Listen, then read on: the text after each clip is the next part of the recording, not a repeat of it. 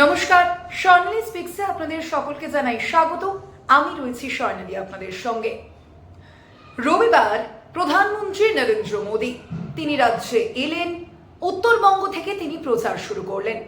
বিজয় সংকল্প সভায় বক্তৃতা রাখলেন প্রধানমন্ত্রী নরেন্দ্র মোদী এবং খুব স্বাভাবিকভাবেই রাজ্যের শাসক দল তৃণমূল কংগ্রেসকে একাধিক ইস্যুতে বিঁধেছেন প্রধানমন্ত্রী নরেন্দ্র মোদী। সেখানে রাশন দুর্নীতি, শিক্ষক নিয়োগ দুর্নীতি, অনুপ্রবেশকারী ইস্যু যেমন একদিকে এসেছে আমরা দেখতে পেয়েছি, তার পাশাপাশি কিন্তু প্রধানমন্ত্রী নরেন্দ্র মোদী তিনি সম্প্রতি মালদার যে ঘটনা, অর্থাৎ মালদায় আমরা দেখেছি সেখানে জুডিশিয়াল অফিসারদের যে দীর্ঘক্ষণ আটক করে রাখা হয়েছিল এবং যেই ঘটনা তদন্তভার ইতিমধ্যেই নিয়েছে কেন্দ্রীয় তদন্তকারী সংস্থা, আর এই ঘটনার আজ গিয়ে পৌঁছেছে সুপ্রিম কোর্ট পর্যন্ত। সেই ঘটনার উল্লেখ দেখা গিয়েছে আজ প্রধানমন্ত্রী নরেন্দ্র মোদীর গলায়।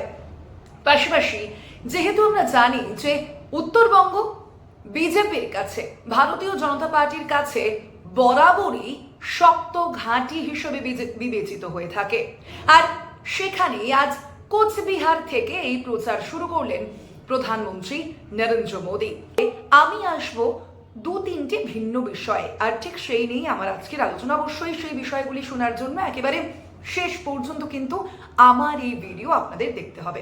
পাশাপাশি আলোচনায় তো আসবো, তবে তার আগে আপনাদের কাছে অনুরোধ রইল, আমার এই তথ্যনিষ্ঠ ভিডিও, আমার এই তথ্য যদি আপনাদের ভালো লেগে থাকে তাহলে আমার চ্যানেল অর্থাৎ স্বর্ণালী স্পিক্সকে সাবস্ক্রাইব করুন, লাইক, কমেন্ট এবং শেয়ার করুন এবং একই সঙ্গে বেল আইকনেও ক্লিক করুন।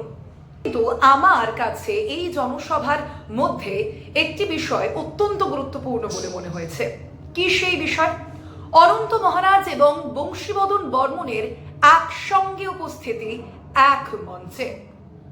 কেন এই বিষয়টি রাজ্যে বিধানসভা নির্বাচনের আগে অত্যন্ত গুরুত্বপূর্ণ, সেই বিষয়ে তথ্য কিন্তু আপনাদের জানাবো এই ভিডিওর মাধ্যমে।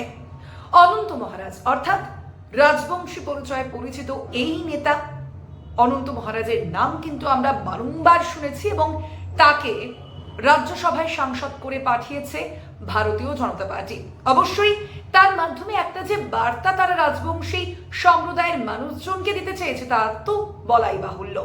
রাজবংশী সম্প্রদায়ের পাশে রয়েছে ভারতীয় জনতা পার্টি, এই বার্তা দিতেই রাজ্যসভায় সাংসদ করে পাঠানো অনন্ত মহারাজকে।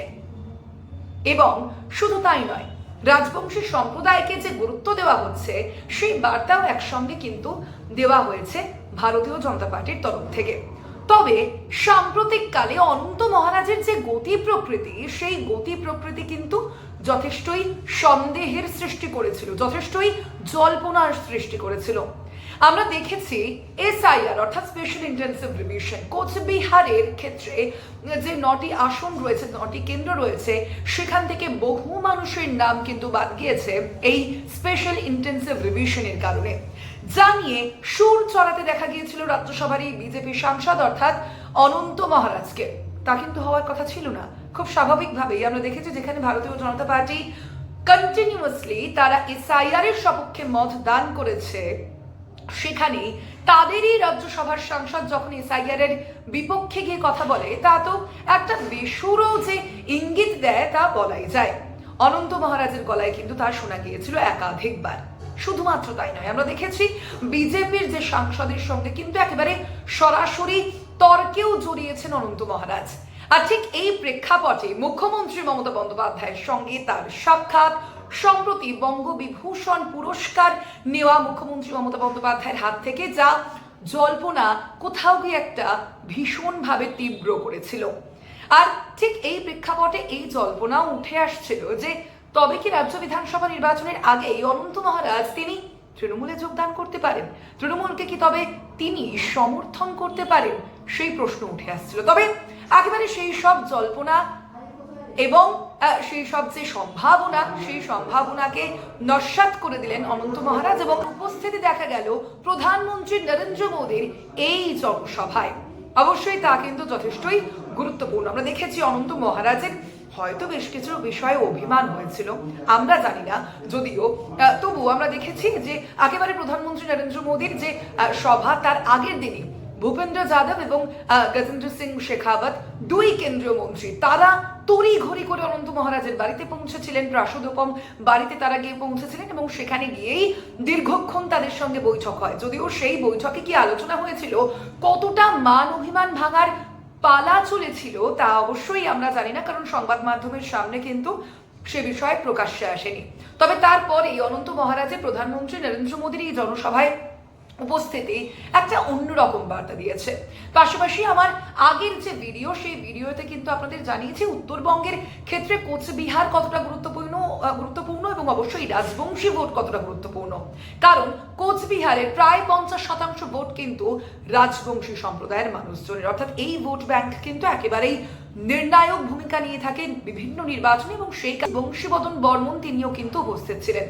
আমরা এর আগে দেখেছি বংশীবদন বর্মন তার সমর্থন ছিল তৃণমূল কংগ্রেসের দিকে, যদিও সম্প্রতি তিনি গেরুয়া শিবিরে যোগ দেন এবং একই সঙ্গে সেখানে যে তিনি পদ্ম শিবিরকে সমর্থন জানাচ্ছে তা কিন্তু স্পষ্টভাবে ঘোষণা করেছিলেন। এবার এই প্রশ্ন সামনে আসছে, এবারের নির্বাচনে তাহলে কি হতে চলেছে? কারণ যেখানে এই দুই গ্রেটার নেতা তাদের উপস্থিতি দেখা যাচ্ছে, সেখানে কিন্তু খুব স্বাভাবিকভাবে বোঝা যাচ্ছে যে রাজবংশী সম্প্রদায়ের কাছে ভারতীয় জনতা পার্টি তাদের বিশেষ বার্তা নিয়ে তারা কিন্তু অনেকটাই আগে পৌঁছে যেতে পেরেছেন। কিন্তু সেখানে তৃণমূল কংগ্রেস তারা কি আদৌ পারলো কোচবিহারের যে রাজবংশী সম্প্রদায় তাদের কাছে পৌঁছে যেতে? সেই প্রশ্ন থাকছে। এবং এই যে ভোট ব্যাংক রয়েছে, রাজবংশী সম্প্রদায়ের যে ভোট ব্যাংক, সেই ভোট ব্যাংক কি আদৌ তৃণমূল কংগ্রেসের দিকে যাবে বা তৃণমূল কংগ্রেসকে সমর্থন করবে? সেই প্রশ্নও কিন্তু থাকছে। আমরা দেখেছি এর আগের যে নির্বাচন, অর্থাৎ বিধানসভা নির্বাচনে বিজেপি 8টি আসন পেয়েছিল, তৃণমূল পেয়েছিল 1টি, যদিও পরবর্তীতে উপনির্বাচনে তারা আরো 2টি আসনে জয়লাভ করেছিল এবং যে হিসাব দ্বারায় পরবর্তীতে 6 এবং 6টি ভারতীয় জনতা পার্টির এবং তৃণমূলের 3টি। যদিও লোকসভা অর্থাৎ 2024 নির্বাচনে আমরা দেখেছি তৃণমূল কংগ্রেসের প্রার্থী জগদীশ চন্দ্র বর্মা বসুনিয়া তিনি কিন্তু জয়ী হয়েছিলেন।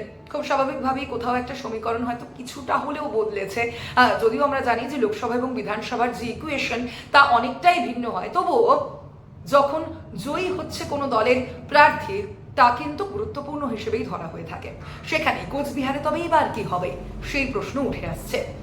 পাশাপাশি আপনাদের প্রথমেই জানিয়েছিলাম যে 2-3টি বিষয় কিন্তু আজকে এই ভিডিওতে তুলে ধরবো। এর পরবর্তী যে বিষয়, শুভেন্দু অধিকারী, রাজ্যের বিরোধী দলনেতা শুভেন্দু অধিকারী। আপনারা নিশ্চয়ই ভাবছেন যে শুভেন্দু অধিকারীকে তো ভবানীপুর এবং নন্দীগ্রাম কেন্দ্র দেওয়া হয়েছে, তাহলে আজকে প্রধানমন্ত্রীর এই জনসভার সঙ্গে শুভেন্দুর কি সংযোগ রয়েছে? সংযোগ কিন্তু রয়েছে। কি সেই সংযোগ? শুভেন্দু অধিকারীকে আজ প্রধানমন্ত্রী নরেন্দ্র মোদীর এই জনসভায় দেখা যায়নি উপস্থিত থাকতে এবং সেখানেই একাধিক প্রশ্ন উত্থাপন হয়েছে। কি সেই প্রশ্ন? বিজেপি সূত্রের দাবি রাজ্যের বিরোধী দলনেতা শুভেন্দু অধিকারীকে নাকি আমন্ত্রণই জানানো হয়নি।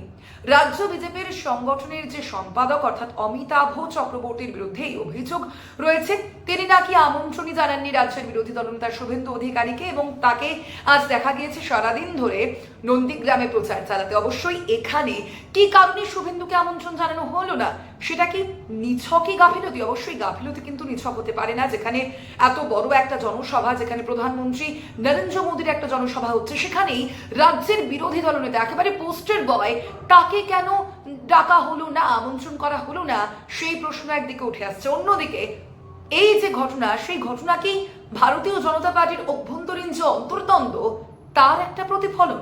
সেই প্রশ্ন কিন্তু একই সঙ্গে তুলছেন রাজনৈতিক মহলের একাংশ। অবশ্যই শুভেন্দুর তরফ থেকে এখনো পর্যন্ত এ বিষয়ে কোনো বিবৃতি জানানো হয়নি, অমিতাভ চক্রবর্তীর তরফ থেকেও এ বিষয়ে কিছু জানানো হয়নি। তবে শুভেন্দু অধিকারীর উপস্থিতি হয়তো এই জনসভায় অনেকটাই কাম্য ছিল, যেখানে তিনি অনুপস্থিত ছিলেন। পাশাপাশি উত্তরবঙ্গে নির্বাচনে ফলাফল ঠিক কি হতে চলেছে, কোচবিহারের ভোট কোথায় যেতে পারে, শুভেন্দু অধিকারীকে কেন ডাকা হলো না, সেই প্রশ্নগুলির জবাব কিন্তু অবশ্যই সময়ই বলবে।